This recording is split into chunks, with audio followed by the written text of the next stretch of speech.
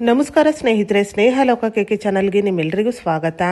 ಸ್ನೇಹಿತರೆ, ಈ ವಿಡಿಯೋದಲ್ಲಿ ಯುಗಾದಿ ಹಬ್ಬ ಯಾವ ದಿನ ಬಂದಿದೆ, ಅಮಾವಾಸ್ಯೆ ಯಾವ ದಿನ ಆಚರಣೆ ಮಾಡಬೇಕು ಮತ್ತು ಯಾವ ಸಮಯದಲ್ಲಿ ಪೂಜೆ ಮಾಡಬೇಕು, ಈ ಎಲ್ಲ ಮಾಹಿತಿಯನ್ನು ಇವತ್ತಿನ ಈ ವಿಡಿಯೋದಲ್ಲಿ ತಿಳಿಯೋಣ ಸ್ನೇಹಿತರೆ, ಅದಕ್ಕಿಂತ ಮುಂಚೆ ನೀವು ಇನ್ನೂ ನನ್ನ ಚಾನಲ್ನ ಸಬ್ಸ್ಕ್ರೈಬ್ ಮಾಡ್ಕೊಂಡಿಲ್ಲ ಅಂದರೆ ದಯವಿಟ್ಟು ಸಬ್ಸ್ಕ್ರೈಬ್ ಮಾಡ್ಕೊಳ್ಳಿ. ತಪ್ಪದೆ ಬೆಲ್ಲೈಕನನ್ನು ಕೂಡ ಕ್ಲಿಕ್ ಮಾಡಿ.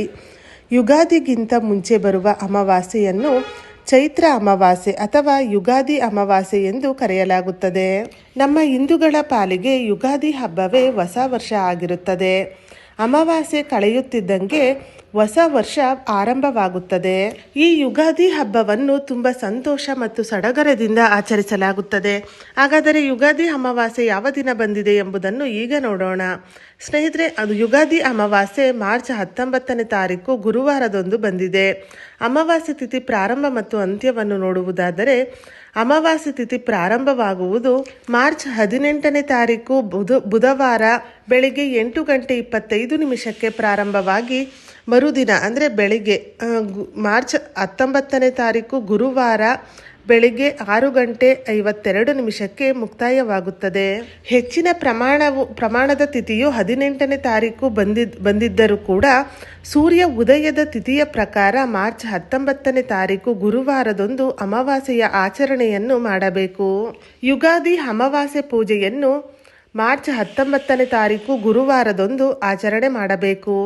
ಇನ್ನು ಪೂಜೆಗೆ ಶುಭ ಸಮಯ. ಅಮಾವಾಸ್ಯೆ ಪೂಜೆ ಯಾವ ದಿನ ಮಾಡಬೇಕು ಎಂದರೆ ಮಾರ್ಚ್ 19ನೇ ತಾರೀಕು ಗುರುವಾರ ಬೆಳಿಗ್ಗೆ ಬ್ರಾಹ್ಮಿ ಮುಹೂರ್ತದಲ್ಲಿ ಪೂಜೆ ಮಾಡಬಹುದು.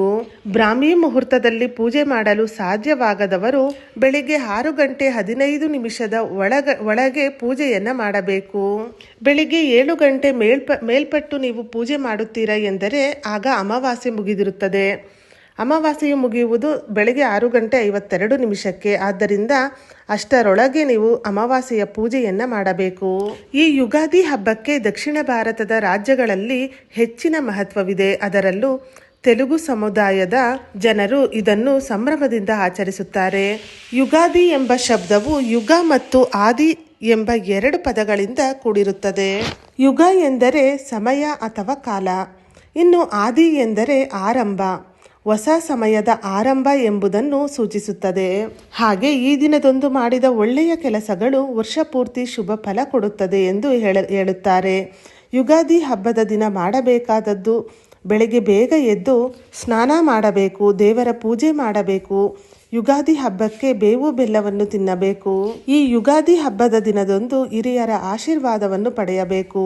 ಇನ್ನು ಯುಗಾದಿ ಹಬ್ಬದ ದಿನ ಏನು ಮಾಡಬಾರದು ಎಂದರೆ ಮನೆಯಲ್ಲಿ ಜಗಳ ಆಡಬಾರದು, ಕೆಟ್ಟ ಮಾತುಗಳನ್ನು ಆಡಬಾರದು, ಬೇರೆಯವರ ಬಗ್ಗೆ ಕೀಳಾಗಿ ಮಾತನಾಡಬಾರದು, ಯಾರನ್ನು ಕೂಡ ಅವಮಾನ ಮಾಡಬಾರದು. ಈ ಯುಗಾದಿ ಹಬ್ಬದ ದಿನ ನೀವು ಹೇಗೆ ಇರುತ್ತೀರೋ ಹಾಗೆ ನಿಮ್ಮ ವರ್ಷ ಪೂರ್ತಿ ಸಾಗುತ್ತದೆ ಎಂಬ ನಂಬಿಕೆ ಇದೆ. ಆದ್ದರಿಂದ ಕುಟುಂಬದ ಜೊತೆ ಯುಗಾದಿ ಹಬ್ಬವನ್ನು ಸಂತೋಷದಿಂದ ಆಚರಣೆ ಮಾಡಿ, ದೇವರ ಧ್ಯಾನ ಮಾಡಿ, ಬೇವು ಬೆಲ್ಲ ತಿನ್ನುತ್ತಾ ಕಹಿ ನೆನಪು ಮರೆಯಾಗಲಿ, ಸಿಹಿ ನೆನಪು ಚಿಗುರಲಿ, ಹೊಸ ವರುಷದಲ್ಲಿ ನೀವು ಕಂಡ ಎಲ್ಲ ಕನಸುಗಳು ನನಸಾಗಲಿ. ಯುಗಾದಿ ಹಬ್ಬ ಹಾಗೂ ಹೊಸ ವರ್ಷದ ಶುಭಾಶಯಗಳು. ದೇವರು ನಿಮಗೂ ಮತ್ತು ನಿಮ್ಮ ಕುಟುಂಬಕ್ಕೂ ಸಕಲ ಐಶ್ವರ್ಯ, ಆರೋಗ್ಯ, ಯಶಸ್ಸು ಕೊಟ್ಟು ಕಾಪಾಡಲಿ. ಸ್ನೇಹಿತರೆ, ಇವತ್ತಿನ ಈ ವಿಡಿಯೋ ನಿಮಗೆ ಇಷ್ಟವಾದಲ್ಲಿ ವಿಡಿಯೋನ ಲೈಕ್ ಮಾಡಿ, ಹಾಗೆ ನಿಮ್ಮ ಫ್ರೆಂಡ್ಸ್ ಆ್ಯಂಡ್ ಫ್ಯಾಮಿಲಿಗೂ ಈ ವಿಡಿಯೋವನ್ನು ಶೇರ್ ಮಾಡಿ. ಇದೇ ಥರದ ಮತ್ತಷ್ಟು ಮಾಹಿತಿಗಾಗಿ ಸ್ನೇಹ ಲೋಕ ಕೆಕೆ ಚಾನಲ್ನ ಸಬ್ಸ್ಕ್ರೈಬ್ ಮಾಡಿಕೊಂಡು ಸಪೋರ್ಟ್ ಮಾಡಿ.